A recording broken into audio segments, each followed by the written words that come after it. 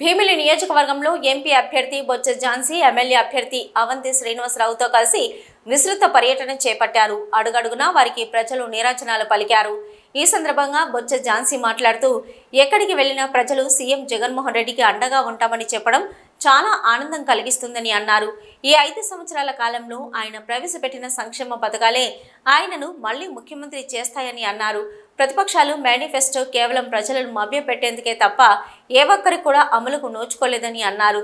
తనను ఎంపీగా గెలిపిస్తే విశాఖను మరింత అభివృద్ధిగా తీర్చిదిద్దేందుకు కృషి చేస్తామని హామీ ఇచ్చారు. కూటమి కుయుక్తులను ప్రజలు నమ్మరని, రానున్నది మళ్లీ వైసీపీ ప్రభుత్వమేనని స్పష్టం చేశారు.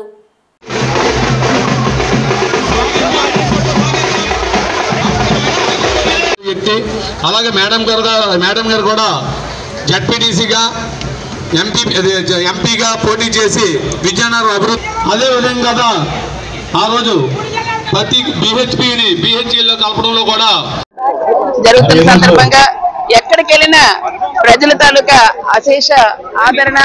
ఈ రోజు జగనన్నకి మేమంతా అండగా ఉంటామని వారు ఇచ్చిన భరోసా, ఈ రోజు జగనన్న చేసిన ప్రతి కార్యక్రమాలు కూడా వారందరికీ అందడం, ఈ రోజు ఇల్లు నిలబడ్డాయన్నా, వారి కష్టకాలను ఆదుకున్నారన్నా, ఈవేళ ప్రభుత్వం అంతా ప్రజల ముందుకే వచ్చి ఈవేళ ప్రభుత్వం నిలబడి సేవలు చేస్తుందన్న.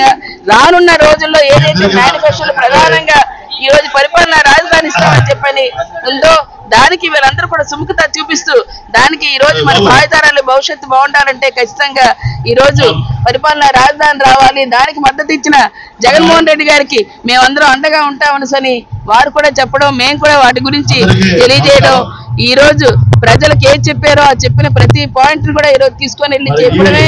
ఈ రోజు ప్రతిపక్షం గతంలోనే చేయలేని పుట్టదాఖలు చేసిన దాన్ని సూపర్ 6 కానీ షణ్ముఖ వ్యూహం కానీ ఏవి తీసుకొచ్చినా ప్రజలను మభ్యపెట్టడానికే కానీ ఆ వార్తల్లో తీసుకురావని ప్రజలే ఈ రోజు తెలుసుకున్న పరిస్థితులు.